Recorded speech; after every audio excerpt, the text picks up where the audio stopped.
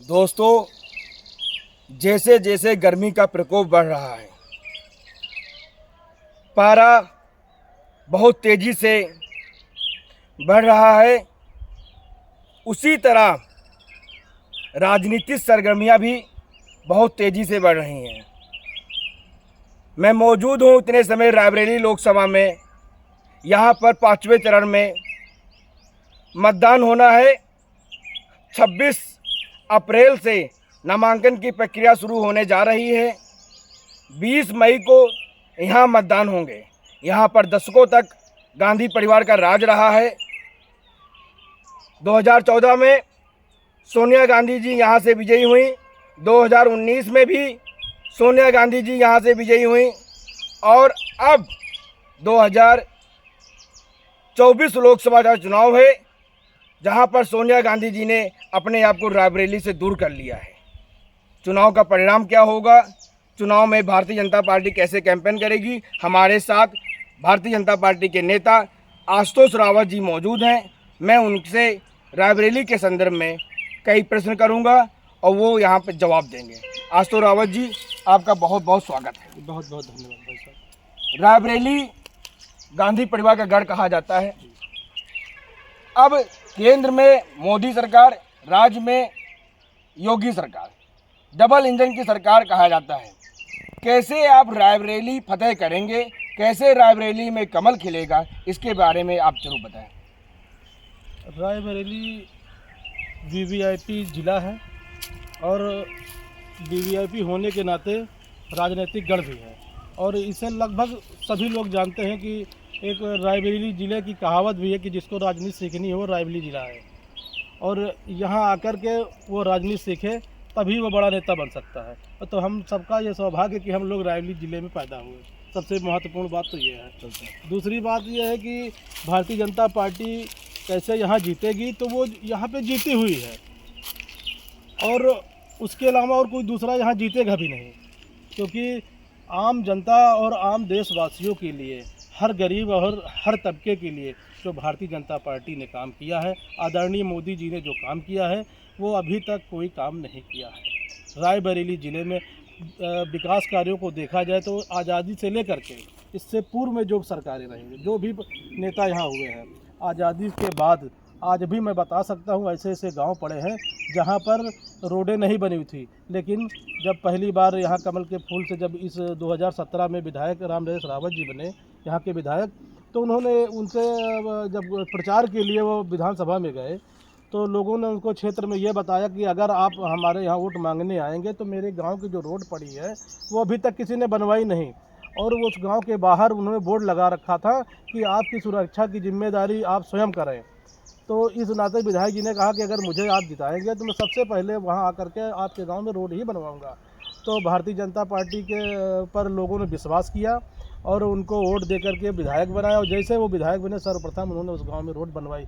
इसका असर ये हुआ कि पूरे ज़िले में भारतीय जनता पार्टी पर या ज़िले का हर नागरिक विश्वास रखता है, वो चाहे जिस पार्टी का हो, वो चाहे जिस पार्टी का हो, चाहे जिस धर्म का हो, चाहे जिस मजहब का मानने वाला हो, लेकिन जब वो बातें तो चाहे जिस तरह की करे, लेकिन जब वोट की बात आती है तो उसको पता है कि राष्ट्र और देश कहाँ सुरक्षित है, इसलिए वोट वो वहीं करेगा जहाँ राष्ट्र और देश सुरक्षित है। और राष्ट्र और देश आदरणीय मोदी जी और माननीय योगी जी के हाथ में सुरक्षित है, इसलिए भारतीय जनता पार्टी का ही वो बटन दबाएगा। वीवीआईपी सीट कहे जाने वाली रायबरेली आखिर विकास कार्य में इतनी पीछे क्यों रह गई? अब ये तो इससे पूर्व की सरकार में बैठे लोगों की जिम्मेदारी थी कि उन्होंने रायबरेली को किस नज़र से देखा और अब वो रायबरेली के बारे में क्या सोचते थे। लेकिन फिर भी जब से बीजेपी सरकार आई है, भारतीय जनता पार्टी की सरकार आई है, ज़िले में बहुत सारी रोडें, नई नई रोडें बनी हैं, नए नए कल कारखाने लगने का काम भी चल रहा है और युवाओं के लिए नए नए केंद्र खोले गए हैं जिनसे वो शारीरिक व्यायाम भी करते हैं और खेल कूद की प्रैक्टिस भी करते हैं ताकि वो स्टेट में और ज़िले में अपना नाम रोशन कर सके। और लगातार रायबरेली के लिए यहाँ के जनप्रतिनिधि भी ध्यान देते हैं, ऐसी बात नहीं, सब कर रहे हैं काम, लेकिन इससे पूर्व जो लोग थे शायद उन लोगों ने कुछ कमी छोड़ दी जिस कारण रायबरेली पिछड़ गया। सोनिया गांधी जी रायबरेली की कई बार की सांसद रही। 2004 हो, 2009 हो, 2014 हो, 2019 हो, वो लगातार यहाँ पर चुनाव जीतती रही हैं। 2019 में लोकसभा चुनाव जीतने के बाद वो अपना जीत का प्रमाण पत्र तक लेने नहीं आई। यही नहीं, 2020 में जब कोविड काल आया, ऐसा कोई गांव नहीं था जहां पर लोगों ने अपनों को ना खोया हो। उस काल में भी गांधी परिवार से कोई यहाँ पे नहीं आया। जैसे 2024 चुनाव आया, राहुल गांधी जी यहाँ पे आ गए। इस बारे में क्या कहेंगे? जनता में कितना आक्रोश व्याप्त है कि जब चुनाव होता है तभी गांधी परिवार के लोग यहाँ पे कैंपेन करने आते हैं और चुनाव के बाद उनके सुख दुख से गांधी परिवार का कोई लेना देना नहीं है। इसके बारे में आप बताएं। कोविड काल में पूरा देश परेशान था, पूरा विश्व परेशान था और ऐसी आपदा देश पे आई, पूरे विश्व पे आई कि मानव जात के में त्राहिमाम मच गया। देश, सरकार, इन सब से ऊपर उठ करके हमारी मानवता है, इंसानियत है। और जब इंसान के अस्तित्व पे बात आ जाती है तो कायनात भी उसकी मदद करती है। उसी रूप में हमारे आदरणीय प्रधानमंत्री मोदी जी ने वैक्सीन चालू की और वैक्सीन के माध्यम से लोगों को लाभ मिला। सरकारें क्या करती हैं, राष्ट्र क्या करता है, ये हम राष्ट्र भी हमसे बनता है, हमसे ही सरकारें बनती हैं, हर चीज़ के जिम्मेदार हम बनते हैं। लेकिन अगर जब हमारी बारी आती है, हमारे सुख दुख की बारी आती है, हम जैसे आम जनमानस की बारी आती है, अगर उसका कोई ध्यान नहीं देता है तो फिर हम निर्णय एक लेते हैं और जब हम सब मिलकर एक निर्णय लेते हैं तो उसके परिणाम बदलते हैं। तो आने वाले समय में हम सब ने मिलकर के एक निर्णय ले लिया है और कुछ लोग निर्णय ले रहे हैं। अभी हाल ही में इसका परिणाम आपके सामने होगा। एक आखिरी प्रश्न, रायबरेली में कमल खिलेगा, जिस नारे को भारतीय जनता पार्टी लगातार बुलंद कर रही है, आप रायबरेली वासियों के लिए क्या संदेश देना चाहेंगे और उनसे क्या अपील करना चाहेंगे? रायबरेली के समस्त जनमानस, जनता जनार्दन, सबसे मेरा विनम्र निवेदन है कि राष्ट्र हित, हमारे हित से पहले देश का हित, राष्ट्र का हित है। तो सबसे पहले देश का हित देखिए, फिर अपना हित देखिए।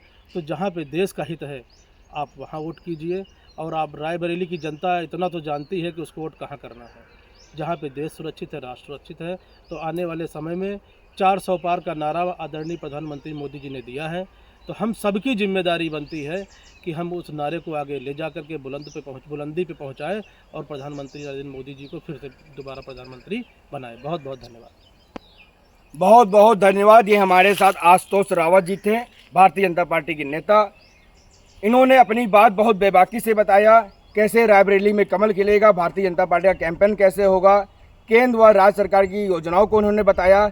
अब इनकी बातों में कितना दम है ये तो 20 मई के मतदान के बाद 4 जून को ही पता चलेगा। आप सभी लोगों को बहुत बहुत धन्यवाद। जल्द ही किसी अन्य कार्यकर्ता के साथ हम आपसे मिलेंगे। बहुत बहुत धन्यवाद। अब सुनो।